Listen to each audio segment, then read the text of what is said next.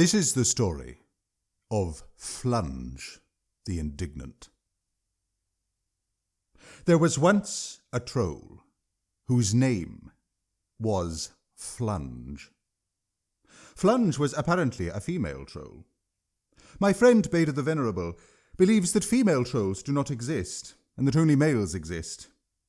However, all accounts of Fluncg seem to agree that the troll was female. I'm not sure how they knew this. Female trolls are said to be indistinguishable from male trolls. They are the same height, they're equally as fat, they're equally as strong, their voices don't sound any different.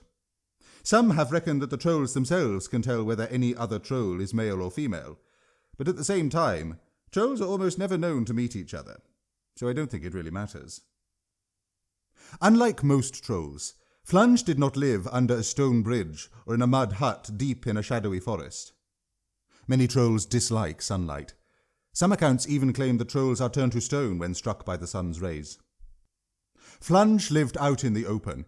She lived in a meadow of foxgloves and daisies by the side of a road. Of course, the reason why many trolls do live under bridges is because it's less dangerous. Any swordsman or bowman who saw them by the road might slay them if they were out in the open, so they hide under stone. But Fluncg seemed to be fine squatting in the mud by the roadside. Fluncg was said to be unusually tall for a troll, more than 9 feet tall. Perhaps men-at-arms travelling along the road didn't fancy their chances, though accounts also suggest that Fluncg was not particularly strong for her height. Fluncg was not a particularly inconvenient troll most of the time. She sat by the roadside, on a mountain of her own shit, smashing turnips with a rock to make a kind of paste. She didn't threaten people on the road into giving her ham or chicken or bread. Most trolls like gold, but Fluncg didn't seem to be interested in the stuff. She did like fragrances, like throth, which she sometimes asked for. But the main thing she asked for of travellers along the road was, amazingly, beetroot. She used it to stain the grey skin of her head bright red. No one knows why she did that. The mistake that most travellers made when passing Fluncg on the road was interacting with her at all. If you just carried on by, most of the time she took little interest in you. One summer's day, Lady Sabrina was travelling along the road by which Fluncg sat. She travelled by horse-drawn carriage and liked to look out through the window of it as she was carried across the countryside. As she saw Fluncg, sitting on a brown pate, she said, "Great Odin, how disgusting." She said it very quietly, but unfortunately Fluncg was another troll with excellent hearing. Fluncg looked up, her flabby neck wobbling. She said demandingly. "What did you say?" Lady Sabrina was always strong-minded. I met her a few years ago on her 70th birthday. She had no men-at-arms with her when she met this troll, and the carriage provided little protection. But she still said, "I said, how disgusting." "How dare you?" Fluncg snorted. "That is most offensive. I can't believe there's anyone in the land who would say that. How dare you judge someone just because they've got red hair?" Lady Sabrina was perplexed by this. "You don't have any hair," she replied. Fluncg's face went as red as the chunks of beetroot stuck to her bald head. "That is most offensive. You can't say that. I have beautiful red hair, and people like you don't get to say otherwise." "What are you talking about?" Lady Sabrina said, even more confused. "You don't have any hair at all. You've just got beetroot stuck to your head. It doesn't matter anyway. That's not why you're disgusting. You're disgusting because you're sitting on a mountain of your own shit. You have no right to say that. I am beautiful, and people like you don't get to say otherwise. You are an arrogant, spiteful, ugly woman." "I do have a right to say that," Lady Sabrina said firmly, "and you are deluded if you think it's not true." "How dare you?" Fluncg spewed. "How dare you say that I may not say what I want?" "I didn't say that, you deluded, unintelligent, shit-stained clump of pig fat," Lady Sabrina said. Having had enough of the troll, she told her guardsman to keep going, leaving the troll to squat by the roadside. Where do you think you're going? Fluncg spat, sliding down her hill of shit and lolloping onto the road. You think you can just harass people on the road and get away with it? I have no interest in talking to you, Lady Sabrina said. You are obviously deluded. So you don't think I have the right to say what I want? You're trying to tell me what I can and can't say? No, that isn't what I said, nor is it the same as what I said. You are an intolerant woman. I think you just don't want your ideas to be challenged. You're a very arrogant, spiteful, ugly woman. Fluncg squawked in outrage as she plodded behind the carriage. Lady Sabrina tried to ignore the troll.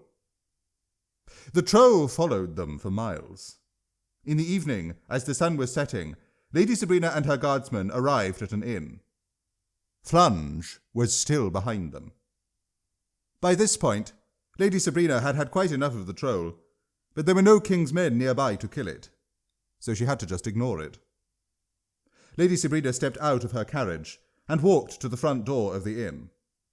The innkeeper greeted her and showed her to her room.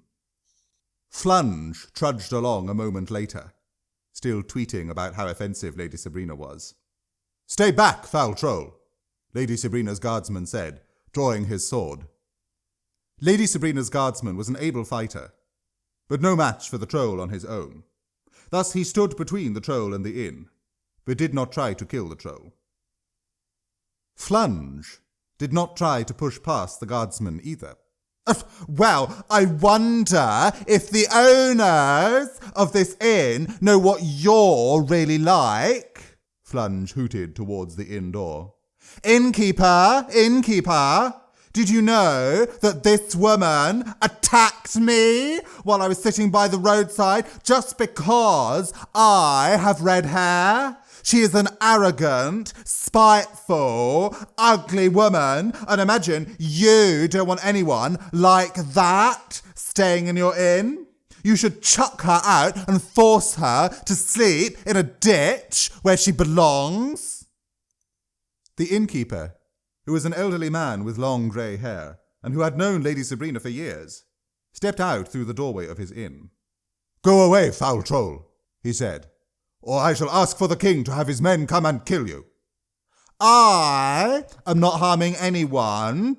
I am just standing here telling people what I think. "I don't care what you think," the innkeeper said. But do you care about what kind of person is staying in your inn? You don't want people like Lady Sabrina staying in your inn. You don't want people to think that this inn is somewhere that intolerant people stay. "I don't care if you think Lady Sabrina is intolerant," the innkeeper said. "Well, fine. Maybe you don't," Fluncg screeched. Maybe, right, you don't care if people are intolerant. Maybe that's because you're quite an intolerant man yourself. You are. Maybe you want people to think that this is where intolerant men stay because you like being intolerant yourself. But did you know that Lady Sabrina hates Britons? I'm sure you don't want this inn to be known as a place where people like that stay. This inn is a fine place. You shouldn't have people like her staying in it." The innkeeper said incredulously, "Lady Sabrina does not hate Britons." "She does. She judges people based on how they look. She hates people with red hair, and I don't know if you've noticed, but many Britons have red hair. So clearly, she wants to rid the land of them. Now, is that really the kind of person you want staying in your inn? I don't think it is. Or if it is, then clearly you hate Britons too, and the king should send his men to take your gold and your inn and give them to someone who isn't intolerant. The innkeeper thought the troll quite ridiculous. He had known Lady Sabrina for almost 2 decades, and he knew that everything the troll said was nonsense. The troll was making it all up, though Fluncg seemed quite convinced of it herself. But did the troll really think that he would believe her over Lady Sabrina? Even if the innkeeper had never met Lady Sabrina before.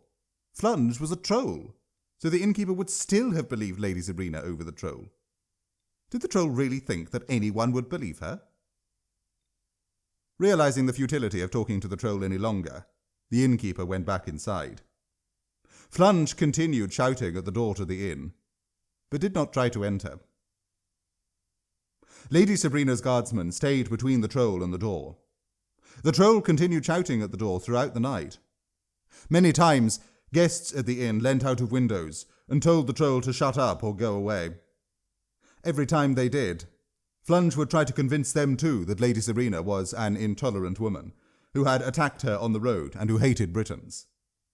The troll tried to convince them that because the innkeeper had allowed Lady Sabrina to stay in the inn, the innkeeper too was intolerant. The innkeeper too liked to attack people on the road and wanted to rid the land of Britons. Unless the people staying in the inn wanted to become known as people who supported intolerant people, they should take the innkeeper's gold and his inn and chuck both him and Lady Sabrina out and force them to sleep in a ditch where worthless people like them belonged. None of the guests believed it. Of course they didn't. Many people knew Lady Sabrina, and many people liked her. Did the troll really think that they would believe her over Lady Sabrina? Even if they'd never met Lady Sabrina before. Fluncg was a troll, so they would still have believed Lady Sabrina over the troll. Those staying in the inn did not sleep much that night. Only a few minutes before dawn did the troll stop shouting. When they looked out of their windows to see why, they saw that the troll was gone. "Thank goodness," said the innkeeper as he walked out of the front door to the inn. "If she had stayed here more than one night, she might have put people off staying in my inn," he said to the guardsman. "She went into the town a few minutes ago," the guardsman said. "She may yet come back." Fluncg had waddled into the middle of the town. It was a market town, and people were already hauling carts into the square to sell their produce. The sky was a faint pastel blue, and there were no clouds to be seen. The air was cool in the early morning, but it would be a hot day. "Attention, everyone!" Fluncg yelled when she entered the market square. The reaction of most was to run and hide behind carts or barrels.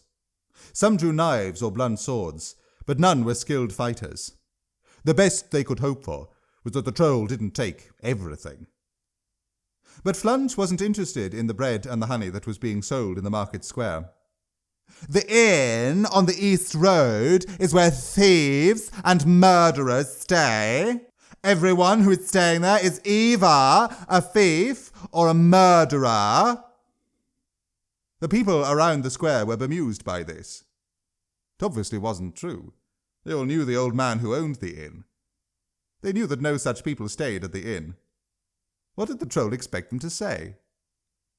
"What are you talking about?" a blacksmith said. "No, they're not." "Well, maybe you're a thief and a murderer too. Maybe that is why you're so quick to defend them. You should be chucked out of this town along with the other thieves and murderers in the inn on the East Road. You should be forced to sleep in pig shit. That's what people like you deserve. I'm sure that the good people of this town don't want it to become known as a town where people like you live." "Go away, foul troll," a carpenter said, "or we shall ask for the king to have his men come here and kill you." "I am not harming anyone. I am just standing here saying what I think." "We don't care what you think," the carpenter said. "Well, perhaps Perhaps you should, Fluncg said, with a face like a raspberry tart that had been kicked by a horse. The townsfolk were utterly bewildered by this troll. They didn't understand what this troll wanted. Normally trolls wanted food and gold, and while it was inconvenient to give trolls food and gold, if you gave it to them, they at least went away for a while. But Fluncg didn't appear to want any of that. She didn't appear to want anything other than for everyone to believe her and for everyone to do what she said, despite the obvious fact that no one at all in the market square had any interest in doing what Fluncg said. Who knows what Fluncg might have done next were it not for Lady Sabrina. You see, Lady Sabrina had been thinking about the troll overnight, and listening to the troll too, for she had not slept for the troll's shouting.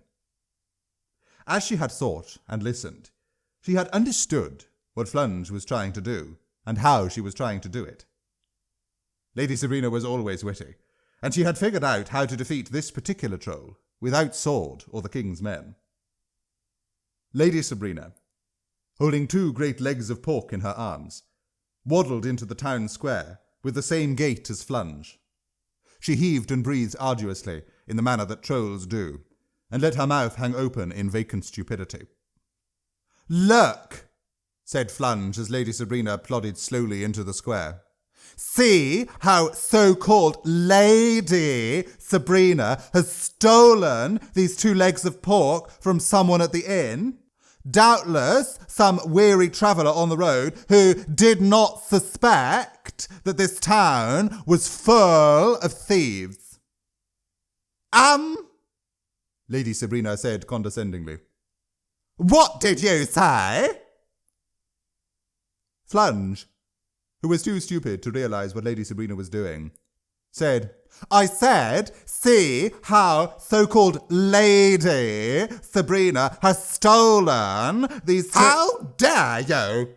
Lady Sabrina snorted. "That is most offensive. I can't believe that there's anyone in the land who would say that. How dare you judge someone just because they're a man?" Fluncg was perplexed by this. "But you're not a man." Lady Sabrina puffed herself up and bulged out her eyes. "That is most offensive. You can't say that. I am a gallant and noble man who has slain 12 dragons already this morning with my famous swords, and people like you don't get to say otherwise," she warbled. "You are clearly a woman," Fluncg retorted. "You are not a man. You are a mean, nasty, ugly woman." "You have no right to say that," Lady Sabrina shouted. "I am a valiant and handsome man, and people like you don't get to say otherwise. You are an arrogant, spiteful, disgusting troll." "I have the right to say what I like," Fluncg shouted back. "You are an ugly woman. How dare you? I am an ugly man." The townsfolk began to realize what Lady Sabrina was doing. "I am the king of the town well," one man shouted. "How dare you not bow down before your sovereign?" he said, striding up to the troll. "I am St. Benedict the Impatient," one woman shouted. "How dare you linger in the presence of one so holy for so long?" she said, ambling up to the troll. "I want to marry my cat," another man shouted. "The fact that you've remained silent on this thus far in the conversation shows that clearly you hate all cats. We should chuck you out of this town, lest anyone think that this is a town of people who hate cats." And soon everyone joined in, each making up reasons why the troll had caused such great offence, and each building upon the reasons why the troll should be thrown out of the town or killed. Overwhelmed by the number and irrationality of the accusations of offence, Fluncg stumbled backwards. The crowd pressed on in false outrage, and Fluncg stepped back again. Soon the troll was running from the town with heavy stomps. Fluncg was defeated. The townsfolk were relieved. They had gotten rid of the troll without losing anything and without needing the king's men. They were forever grateful to Lady Sabrina for figuring out how to do it. Lady Sabrina continued travelling along the same road for many years, and every time stopped at the same inn, and the townsfolk would hold a small feast in her honour. No one ever saw Fluncg again. She did not go back to her mountain of shit by the roadside. There are no accounts of her being slain. I suspect that she retreated into the woods and avoided all further interaction with men and women.